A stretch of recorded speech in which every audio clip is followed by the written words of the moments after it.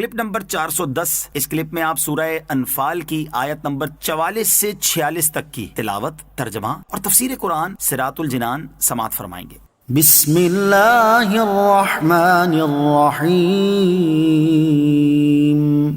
ترجمہ، اللہ کے نام سے شروع جو نہایت مہربان رحمت والا ہے۔ وَإِذْ يُرِيكُمُوهُمْ إِذِ الْتَقَيْتُمْ فِي أَعْيُنِكُمْ قَلِيلًا وَيُقَلِّلُكُمْ فِي أَعْيُنِهِمْ لِيَقْضِيَ اللَّهُ أَمْرًا كَانَ مَفْعُولًا وَإِلَى اللَّهِ تُرْجَعُ الْأُمُورُ۔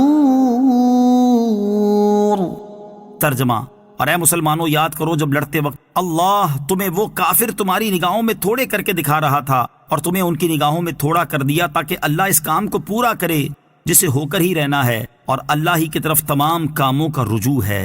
وَإِذْ يُرِيكُمُوهُمْ إِذِ الْتَقَيْتُمْ فِي أَعْيُنِكُمْ قَلِيلًا۔ اور اے مسلمانوں یاد کرو جب لڑتے وقت اللہ نے تمہیں وہ کافر تمہاری نگاہوں میں تھوڑے کر کے دکھائے۔ بدر کے میدان میں اللہ تعالیٰ نے مسلمانوں پر کئی طرح کے انعامات فرمائے، ان میں سے ایک یہ ہے کہ اللہ تعالیٰ نے مسلمانوں کو کفار بہت تھوڑے کر کے دکھائے۔ حضرت عبداللہ ابن مسعود رضی اللہ تعالیٰ عنہ فرماتے ہیں کہ وہ کافر ہماری نگاہوں میں اتنے کم لگے کہ میں نے اپنے برابر والے ایک شخص سے کہا کہ تمہارے گمان میں کافر 70 ہوں گے؟ اس نے کہا میرے خیال میں 100 ہیں، حالانکہ وہ 1000 تھے۔ اور کافروں کی نظروں میں مسلمانوں کو بہت تھوڑا کر کے دکھایا، یہاں تک کہ ابو جہل نے کہا کہ انہیں رسیوں میں باندھ لو، گویا کہ وہ مسلمانوں کی جماعت کو اتنا قلیل دیکھ رہا تھا کہ مقابلہ کرنے اور جنگ آزما ہونے کے لائق بھی خیال نہیں کرتا تھا۔ مسلمانوں کو مشرکین تھوڑے دکھانے میں حکمت یہ تھی کہ رسول اکرم علیہ الصلوۃ والسلام کے خواب کی صداقت ظاہر ہو جائے، مسلمانوں کے دل مضبوط ہو جائیں اور کفار پر ان کی جرت بڑھ جائے، جبکہ مشرکین کو مسلمانوں کی تعداد تھوڑی دکھانے میں یہ حکمت تھی کہ مشرکین مقابلے پر جم جائیں، بھاگ نہ پڑیں، اور یہ بات ابتدا میں تھی۔ مقابلہ ہونے کے بعد انہیں مسلمان بہت زیادہ نظر آنے لگے۔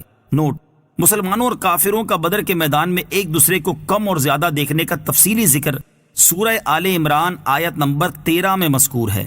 لِيَقْضِيَ اللَّهُ أَمْرًا كَانَ مَفْعُولًا، تاکہ اللہ اس کام کو پورا کرے جسے ہو کر ہی رہنا ہے، یعنی اسلام کا غلبہ اور مسلمانوں کی نصرت اور شرک کا ابطال اور مشرکین کی ذلت، اور رسول کریم علیہ الصلوۃ والسلام کے معجزے کا اظہار کہ جو فرمایا تھا وہ ہوا کہ قلیل جماعت بھاری لشکر پر فتح یاب ہوئی۔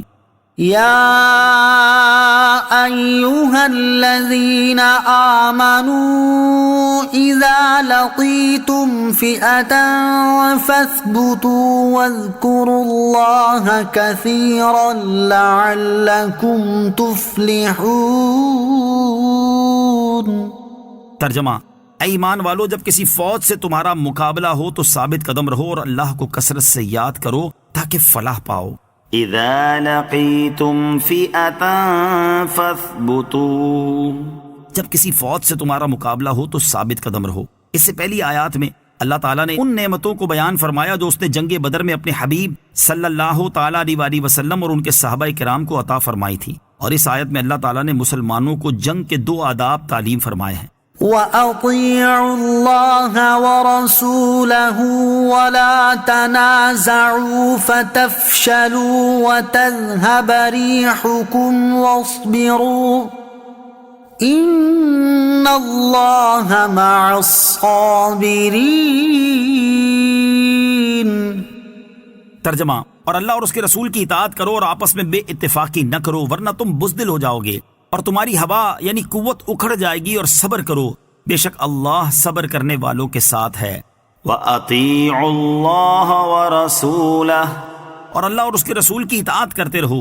اللہ تعالیٰ اور اس کے حبیب صلی اللہ علیہ وسلم کی اطاعت کا حکم ہمیشہ کے لیے ہے، اور اس آیت کا ایک مفہوم یہ ہے کہ مسلمانوں پر لازم ہے کہ وہ تمام معاملات میں، خصوصاً جہاد اور دشمن سے مقابلے کے وقت ثابت قدمی کا مظاہرہ کرنے میں اللہ عز و جل اور اس کے رسول صلی اللہ علیہ وسلم کی اطاعت کریں اور باہمی اختلافات سے بچیں، جیسا کہ احد میں بعض مسلمانوں نے بعض کی مخالفت کی، کیونکہ باہمی تنازع ضعف و کمزوری اور بے وقاری کا سبب ہے۔ مسلمان باہمی اختلاف سے بچیں اور اتحاد کا راستہ اختیار کریں۔